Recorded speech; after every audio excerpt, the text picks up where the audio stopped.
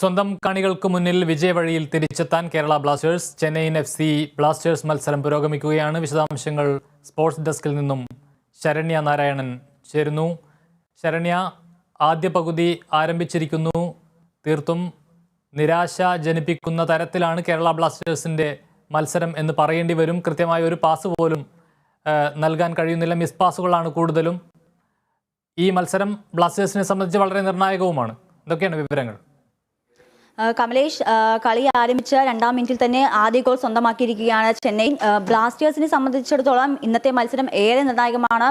ബ്ലാസ്റ്റേഴ്സിനെ ഇന്നത്തെ മത്സരം ജയിച്ചേ തീരൂ. കാരണം ഇന്നത്തെ കളി ഉൾപ്പെടെ ബ്ലാസ്റ്റേഴ്സിന് ഇനി മുന്നിലുള്ളത് 4 മത്സരങ്ങളാണ്. അതിൽ ഇനിയുള്ള മത്സരങ്ങളിൽ 4 മത്സരങ്ങളിൽ നിന്നും 6 പോയിന്റ് നേടിയെങ്കിൽ മാത്രമേ പ്ലേ ഓഫ് ഉറപ്പിക്കാനാവൂ. ബ്ലാസ്റ്റേഴ്സിനെ സംബന്ധിച്ചിടത്തോളം 16 കളികളിൽ നിന്ന് 28 പോയിന്റുമായി 3-ാം സ്ഥാനത്തുണ്ടെങ്കിലും തൊട്ടു പുറകിലുള്ളത് വമ്പന്മാർ തന്നെയാണ്. അതുകൊണ്ട് തന്നെ ഗോവയും ബംഗളൂരുവും ATK പോലുള്ള ഈ മുൻനിര ടീമുകൾക്കൊപ്പം മത്സരിച്ച് പ്ലേ ഓഫ് ഉറപ്പിക്കുക എന്നത് ഏറെ ഒരു നിർണായകമായ ഒരു കാര്യം തന്നെയാണ്. അതുകൊണ്ട് തന്നെ ഈ ഇന്നത്തെ മത്സരം ബ്ലാസ്റ്റേഴ്സിനെ സംബന്ധിച്ചിടത്തോളം ഏറെ നിർണായകമാണ്. ലീഗിലെ 9-ാം സ്ഥാനക്കാരായ ഈസ്റ്റ് ബംഗാളിനോട് അപ്രതീക്ഷിതമായ തോൽവിക്ക് കാരണം പ്രതിരോധ നിലയിലുണ്ടായ പാളിച്ചകളാണ്. എന്നാൽ ഒട്ടനവധി അവസരങ്ങൾ ലഭിച്ചിട്ട് പോലും അതെല്ലാം പാഴാക്കുകയായിരുന്നു.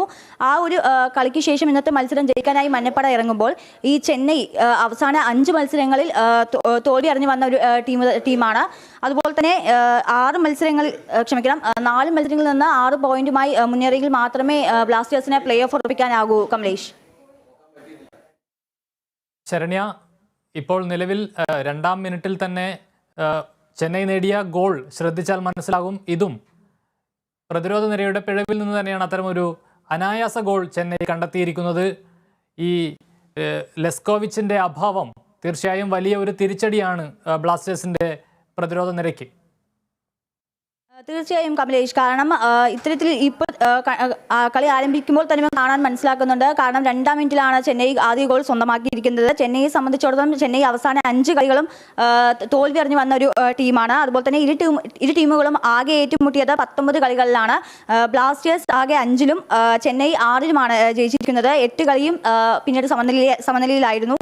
കഴിഞ്ഞ സീസണിൽ ഇരു ടീമും നേർക്കുനേർ വന്ന 2 കളിയിലും ബ്ലാസ്റ്റേഴ്സ് 3 ഗോൾ വീതം നേടി ജയിച്ചിരുന്നു. കമലേഷ്, വ്യക്തമാണ്. തീർത്തും ക്ഷീണിതരായ ഒരു കൂട്ടത്തെ പോലെയാണ് നിലവിൽ ബ്ലാസ്റ്റേഴ്സ് കളിക്കളത്തിൽ പെരുമാറുന്നത് എന്ന് തന്നെ പറയേണ്ടി വരും. ആദ്യ പകുതി ആരംഭിച്ച് 2 മിനിറ്റിനകം തന്നെ ഒരു ഗോളിന് പിന്നിലാണ് കേരള ബ്ലാസ്റ്റേഴ്സ്. ഈ മത്സരം വളരെ നിർണായകവുമാണ്. തിരിച്ചു വരും മത്സരത്തിലേക്ക് ബ്ലാസ്റ്റേഴ്സ് എന്ന് പ്രതീക്ഷിക്കാം. ശരണ്യയാണ് വിശദാംശങ്ങൾ ന്യൂസ് ഡെസ്കിൽ നിന്നും നൽകിയത്.